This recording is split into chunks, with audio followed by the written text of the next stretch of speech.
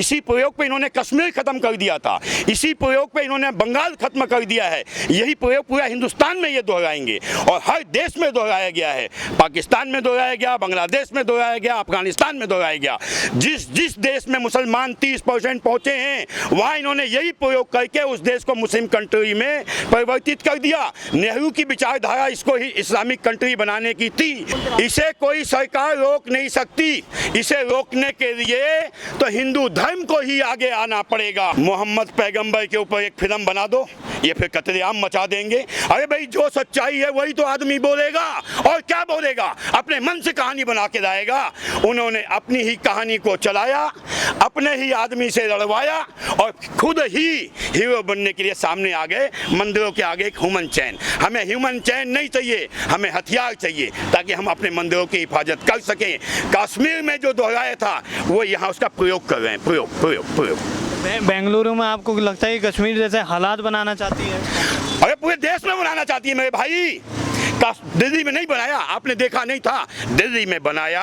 अगला प्रयोग यूपी में चल रहा है। वो तो एक मजबूत रट्ठ बैठा हुआ है जो इनके प्रयोग को कामयाब नहीं होने दे रहा है। वरना ये दलाल देशद्रोही रात को 2 बजे जो जाकर चाइना के अंदर MOU साइन करके आती है कि हम अपनी देश के फौज की रूपोल आपको बेचेंगे, बार बार कहता है राफेल राफेल राफेल। अबे तुझे क्या लेना देना साले राफेल के? अब तू तो उस टाइम कुछ है नहीं, घर में बैठा हुआ है, तेरा बाप क्या जाने राफेल। तुम कहते हो ना राफेल। जब हिंदुस्तान पाकिस्तान का युद्ध हो रहा था तो राजीव गांधी फौज में एज एयर मार्शल जहाज उड़ाता था। नौकरी से छुट्टी देके क्यों भागा? जब युद्ध के हालात होते हैं तो किसी भी पायलट को छुट्टी नहीं दी जाती। क्यों भागा? कारण कि अपने मुस्लिम भाइयों पे हथियार नहीं उठाना चाहता था। आपने देखा होगा इंदिरा गांधी ने 1 लाख सैनिकों को छोड़ा। क्यों छोड़ा? क्योंकि वो मुस्लिम थे। अपने 100 कुछ सैनिक नहीं छुड़वाए। क्यों नहीं छुड़वाए? क्योंकि वो हिंदुस्तानी थे। इंदिरा गांधी ने वो देश जीता नहीं था, हमारी फौज ने जीता था। इंदिरा गांधी को बड़ा दुख हुआ कि मुसलमानों पे हावी हो गए हिंदुस्तान की फौज। उसने 1 लाख छोड़ दिए, लाहौर तक घुसी हुई फौज को वापस ले आई। आज़ाद कश्मीर खाली नहीं करवा सकती थी। तो अभी आपको क्या लगता है कि बेंगलोर कांड पे राहुल गांधी या सोनिया गांधी की तरफ से कोई भी कमेंट या कोई नहीं आएगा? 2 बाबाओं की हत्या हुई तब नहीं आया, हमारे मंदिरों पे हमले हुए तब नहीं आया, कांग्रेस में कश्मीर में नरसंहार हुआ तब नहीं आया, ये मुलायम सिंह बड़वे ने जब राम भक्तों पे गोलियां चलवाई तब नहीं आया, इलाहाबाद में दंगा हुआ तब नहीं आया, काशी विश्वनाथ में दंगा हुआ तब नहीं आया। ये तो जब आएंगे जब एक चोर पकड़ा जाएगा और कोई हिंदू से 4 चपेट मार देगा। Lynching lynching lynching. इन हरामियों को हिंदू की लिंचिंग नहीं दिखाई देती। यह इनका एक प्रयोग है जो हर शहर में दोहराया जाएगा।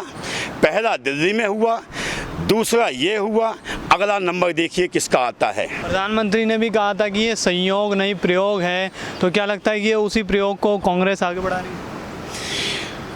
आगे बढ़ा नहीं रही है। इसका हमेशा से विचारधारा इसी प्रयोग पे था। इसी प्रयोग पे इन्होंने कश्मीर खत्म कर दिया था, इसी प्रयोग पे इन्होंने बंगाल खत्म कर दिया है। यही प्रयोग पूरा हिंदुस्तान में ये दोहराएंगे और हर देश में दोहराया गया है। पाकिस्तान में दोहराया गया, बांग्लादेश में दोहराया गया, अफगानिस्तान में दोहराया गया।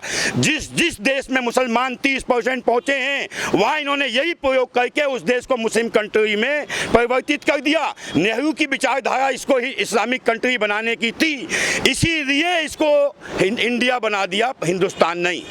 तो अभी क्या समझते हैं कि इस तरीके से ये हो रहा है, इन प्रयोगों पर रोक कैसे है? क्योंकि इससे धर्म को बहुत विचलित किया जाता है, धर्म के नाम पे राजनीति करी जाती है। इसको कोई सरकार रोक नहीं सकती, इसे कोई सरकार रोक नहीं सकती। इसे रोकने के लिए तो हिंदू धर्म को ही आगे आना पड़ेगा। जिस तरीके से एक दलित नेता के द्वारा ये सारी चीजें हुई, तो उसमें अब आप क्या समझते हैं कि क्यों नहीं मायावती सामने आई है? आप जय भीम का मतलब क्या समझते हैं? जय भीम आज स्टार्ट हुआ है, यह गांधी, नेहरू, कांग्रेस की देन थी। लोग कहते हैं जय भीम।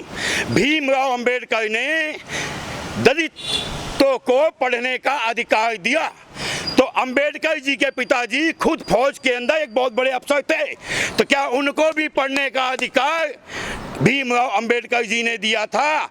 नहीं। ये स्टार्टिंग में एक साजिश रच दी गई थी। जैसे हिंदुस्तान कब हो सकता था, जब सारी कौम एक होती। तो नेहरू ने चालबाजी करके हमारे सिख धर्म को हमसे काट दिया, जैन धर्म को हमसे काट दिया, बुद्ध धर्म को हमसे काट दिया, ताकि हम थोड़े से दिखाई दे जाएं और हिंदू राष्ट्र की बात ना करें। लेकिन जो अभी दलित नेता सामने आया है, जो बेंगलुरु पूरे कांड में, उसमें दलितों की तरफ से या दलित समाज की तरफ से कोई कमेंट नहीं है। कोई दलित नहीं है, वो सिर्फ कांग्रेस का एक प्रयोग है। भाई यही तो कह रहा हूँ, वो कांग्रेस का प्रयोग है। भाई किसी को तुम 50 लाख रुपए दो, कहोगे भाई तू ये पंगा करा दे, तुझे हम छुड़ा भी देंगे और तुझे खूब सारे पैसा भी दे देंगे। तो ये सोनिया माइनो, ये उसकी एक बेटी, उसके 2 मुस्लिम बेटे, उसका पति, उसका भाई क्या करते हैं? ये सब यही एक प्रयोग कर रहे हैं।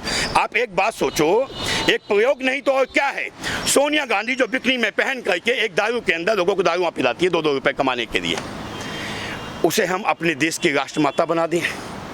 किसी संसार में, किसी पृथ्वी पर ऐसा हुआ है क्या? इतना दीनहीन कमजोर हो चुका है हिंदू धर्म कि किसी को भी पड़ोस से उठा के लाओ, कहो कि ये मेरी बहू, इसे प्रधानमंत्री बना दूं। अरे भाई, प्रधानमंत्री ही इंदिरा गांधी को बनाना था तो मेनका गांधी क्यों बुरी थी? क्योंकि उसने हिंदू धर्म में शादी किया था। इसलिए रात को 12 बजे मेनका गांधी उसके बेटे को उठा के इंदिरा गांधी ने घर से बाहर फेंकवा दिया, इसलिए कि वो इस्लामिक नहीं था।